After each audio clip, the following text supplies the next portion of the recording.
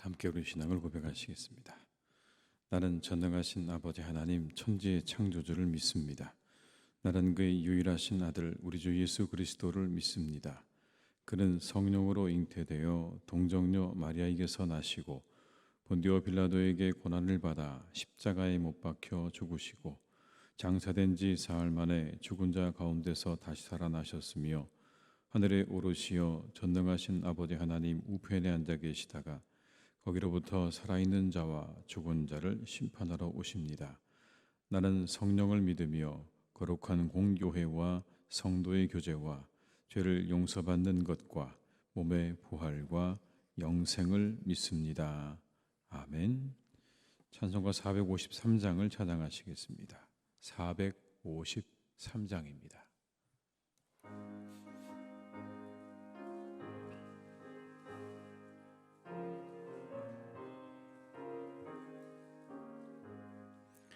예수도 알기 원하네 크고도 넓은 은혜와 대속해 주신 사랑을 간절히 알기 원하네 내 평생의 소원 내 평생의 소원 대속해 주신 사랑을 간절히 알기 원하네 성령이 스승되셔서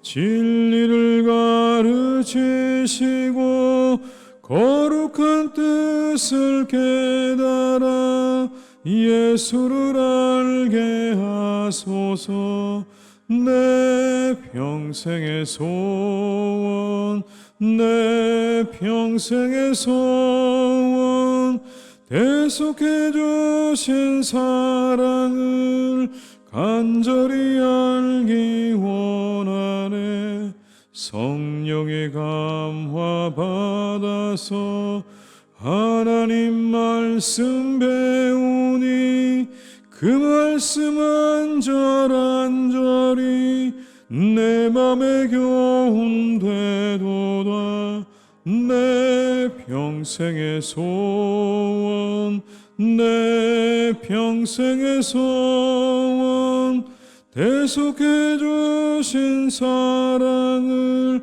간절히 알기 원하네 예수가 계신 보좌는 영광에 눌려 있도다 그 나라 왕성하도다 내 평생의 소원 내 평생의 소원 대속해 주신 사랑을 간절히 알기 원 3절입니다. 성령의 감화 받아서 하나님 말씀 배우니 그 말씀 안절안절이 내 맘에 교훈되도다 내 평생의 소원 내 평생의 소원 대속해 주신 사랑을 간절히 알기 원하네 예수가 계신 보좌는 영광에 눌려 있도다 평화의 왕이 오시니 그 나라 왕성하도다 내 평생의 소원 내 평생의 소원 대속해 주신 사랑을 간절히 알기 원하네. 히브리서 4장 12절에서 16절의 말씀입니다.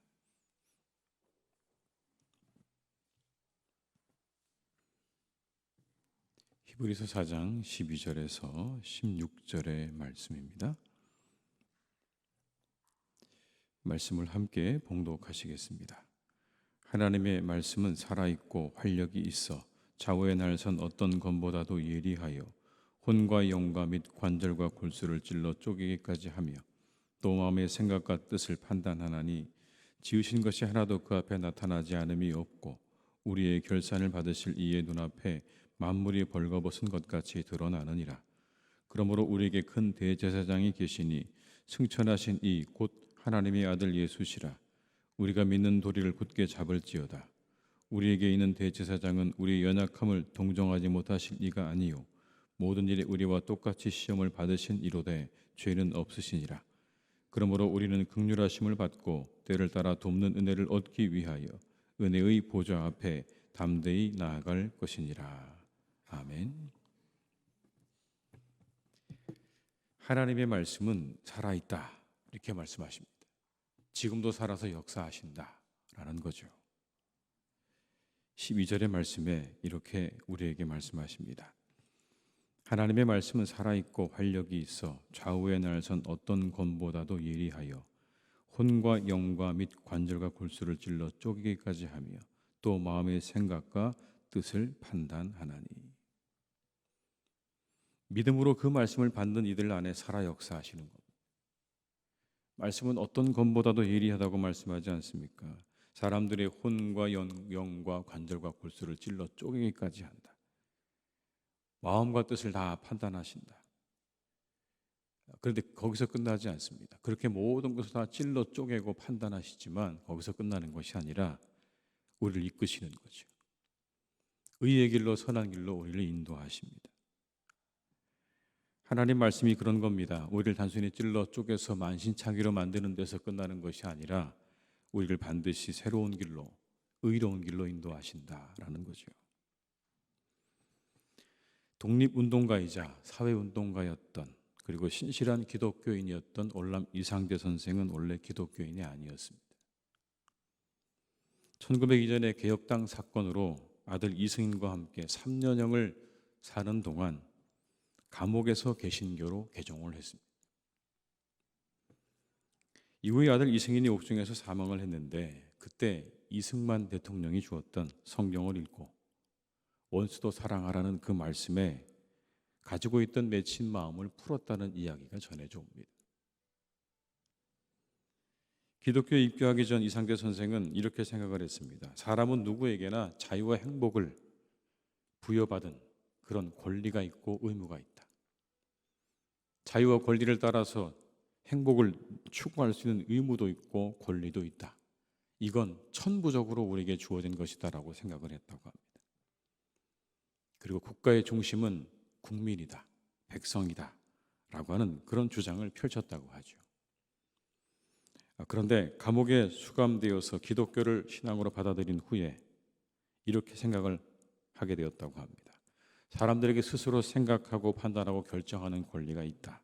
그런데 개인의 삶의 이 모든 것들을 위협하는 것은 하나님에 대한 신성모독이다 라고 생각이 바뀌었다는 겁니다. 기독교 입교하기 전에 천부적으로 우리에게 주신 자유와 행복이라고 생각했다면 신앙을 받아들이고 난 다음에는 비로소 그 천부적으로 부여받은 것이 바로 하나님께서 우리에게 주신 것이라는 걸 깨닫고 알게 되었다는 것이죠. 그건 바로 깨달음입니다. 그 이후로 그는 사회운동가로 그리고 기독교인으로 교회를 세우고 신앙으로 세상을 새롭게 만들기 위해서 모든 것을 다 쏟아붓는 삶을 살게 됩니다. 말씀이 그의 생각을 송두리째 뒤바꾼 거죠. 그리고 그의 삶을 바꿔버렸습니다. 한 일본인 청년이 있었습니다. 젊은 시절에 초등학교 교사로, 탄광 광부로, 노르웨이 상선의 선원으로, 독일 회사의 직원으로 여러 가지 직업을 전전하는 그런 사람이었습니다. 행실이 좋지 않아서 많은 사람들에게 손가락질 받는 사람이었습니다. 근데 머리는 참 좋았습니다. 1899년 대만에서 어느 날 일을 하다가 술에 취해 쓰러져 있는 그를 누군가 여관방에 데려다 주었습니다. 눈을 떠보니까 여관방이었습니다. 누가 자신을 이곳에 데려왔는지 물어봤지만 주인은 아는 바가 없다고 이야기합니다. 다만 어떤 이름 모르는 조선 사람이 당신을 업고 와서 숙박비와 약값을 다 지불하고 갔다고만 말하는 겁니다. 수소문했지만 그 조선 사람을 찾지 못했습니다. 그 일이 있은 후에 그는 완전히 다른 사람이 되었습니다. 술을 끊고 망나니 같던 삶을 다 정리했습니다. 그리고 이름도 모르는 그 은인의 나라에서 내가 무언가를 보답하겠다는 마음으로 1905년 6월 조선으로 건너왔습니다. 그런데 그곳에 또 다른 만남이 기다리고 있었습니다. 바로 월남 이상대 선생과의 만남이었습니다. 청년은 그를 보면서 마음 가운데 큰 감동을 받았습니다. 그리고 예수를 믿게 되었습니다. 그 모습을 보면서 예수를 믿는다는 게 이런 거구나 라는 걸 알게 되었고, 그래서 예수를 믿기로 작정을 하고 그리고 복음을 받아들였습니다. 그가 바로 소다 가이치라는 사람입니다. 양화진에 묻혀있는 유일한 일본 사람 소다 가이치. 그렇게 복음을 받아들인 이후로 1921년부터 해방이 될 때까지 우리나라에 있는 1000명이 넘는 고아들을 돌보았던 바로 그 소다 가이치가 그렇게 시작된 겁니다. 그 일 가운데 말씀이 있었던 거죠, 여러분. 하나님의 말씀이 이상대 선생의 모든 삶과 모든 것들을 뒤바꿔 놓았고, 그렇게 뒤바뀌어진 그 사람의 삶을 통해 누군가 또 다른 사람이 새로움을 경험하게 되었다는 그런 이야기입니다. 말씀의 능력이죠. 사람의 생각을 송두리째 바꾸고 그 삶을 180도 바꾸는 능력이 바로 말씀에 있는 겁니다.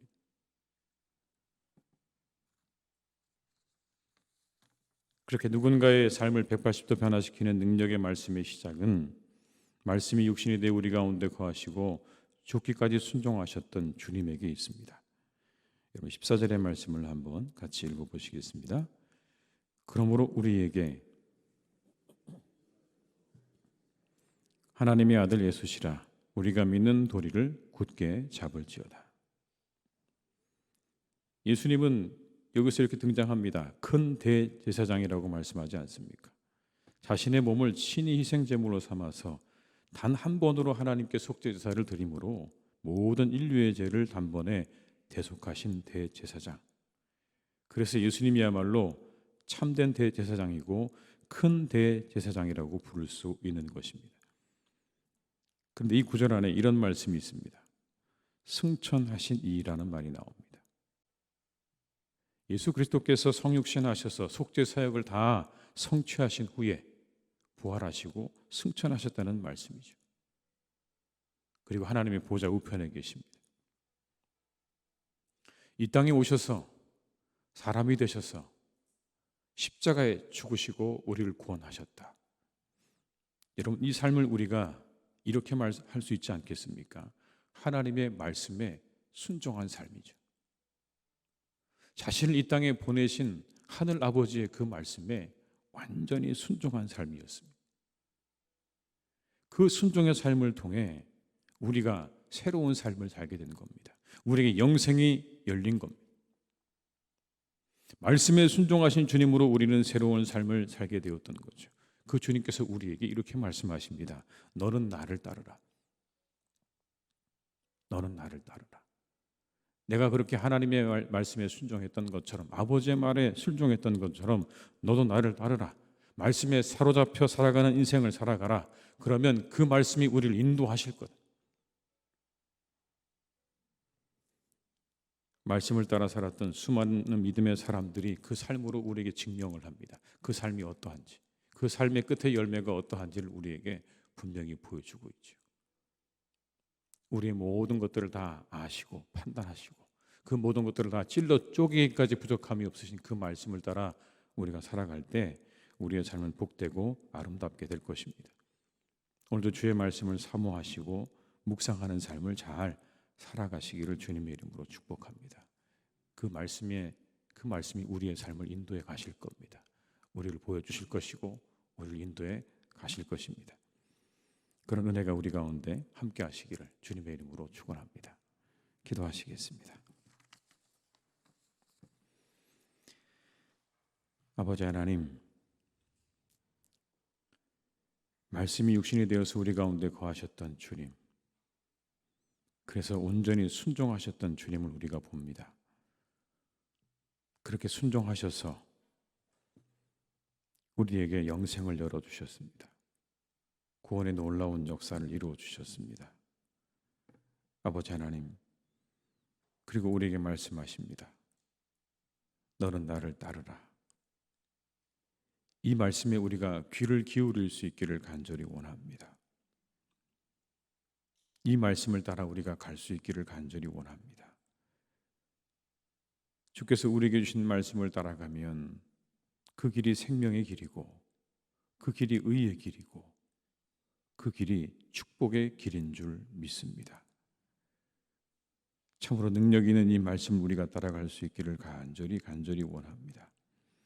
살아있어서 활력이 있고 어떤 것보다 예리해서 우리 혼과 영과 관절과 골수를 찔러 쪼개며, 그리고 우리의 모든 마음과 생각과 뜻을 판단하고 통찰하시는 그 말씀, 그러나 거기서 멈추지 않고 우리를 이끄시는 그 말씀을 우리가 가슴 깊이 새기는 삶을 살아가게 하시옵소서. 그 말씀이 우리를 이끌어 갈 것입니다.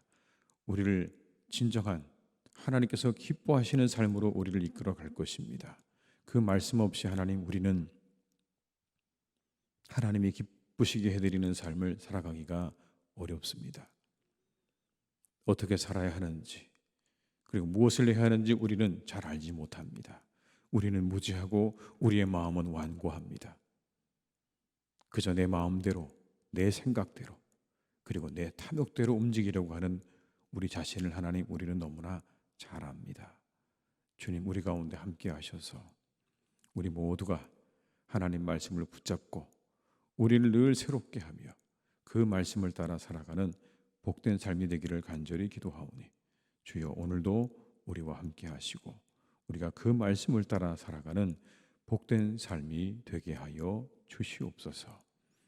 아버지 하나님, 사랑하는 우리 교회를 주께서 늘 이끌어 가시기를 간절히 원합니다. 말씀으로 충만한 교회가 되게 하여 주시옵소서.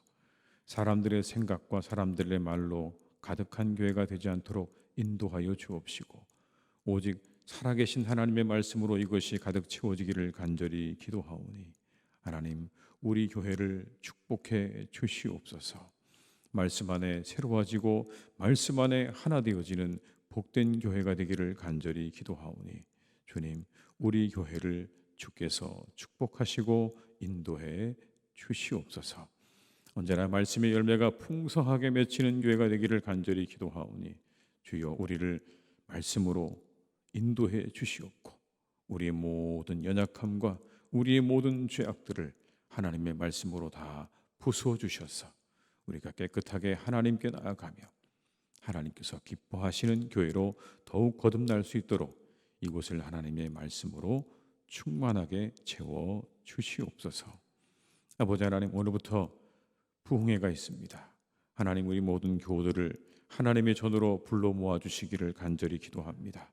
그 영혼 가운데 은혜를 사모하는 마음 주시기를 간절히 원합니다.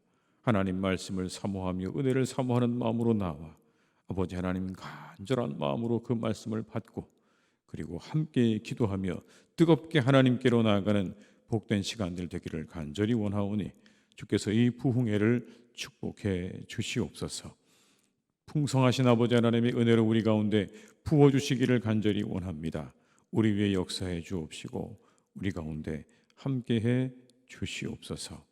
아버지 하나님, 그래서 우리 모두가 은혜를 받고 성령을 받고 말씀을 받는 시간 되기를 간절히 원하오니, 이 부흥의 시간 가운데 하늘의 문을 여시고 우리 위에 아버지 하나님께서 놀라운 은혜로 부어주시고 더하여 주시옵소서. 이 가을에 우리가 사랑의 열매를 맺어가는 복된 시간들이 되기를 간절히 기도하오니, 주님께서 역사해 주시고 인도해 주시옵소서. 아버지 하나님, 저 팔레스타인 땅을 주님께서 기억해 주시기를 간절히 원합니다. 더 이상 이 전쟁이 확전되지 않기를 간절히 기도합니다. 하나님, 그것이 모두에게 정말 재앙입니다. 정말 큰일입니다. 하나님, 이 온 세상의 사람들에게도 마찬가지입니다. 그것이 불러올 파장이 너무나 큽니다. 주님, 온 세상이 평화를 잃어버리지 않도록, 그리고 그 땅에 다시 평화를 되찾을 수 있도록 하나님께서 함께해 주셔서 다시 평안한 가운데, 평화 가운데 돌아갈 수 있도록 주님 역사해 주시길 원하오니, 주님, 그곳에 모든 전쟁을 그치게 하시고 평화를 내려 주시옵소서. 우리 사랑하는 성도님들 가정마다 또한 평화를 내려주시기를 간절히 원합니다. 모든 어려운 문제들, 모든 괴로움들 다 거두어 주셔서 이제 하나님 다시 평화가 그곳에 회복되어지기를 간절히 원하오니, 우리 성도님들의 영혼 가운데, 그리고 그 가정들 가운데 하나님의 은혜와 평강으로 역사해 주시고 동행하여 주시옵소서. 이 하루도 모든 것을 주님께 의탁드리오니 우리와 함께 하시기를 간절히 원하옵고 예수님의 이름으로 기도드립니다. 아멘. 각자의 자리에서 계속 기도하시겠습니다.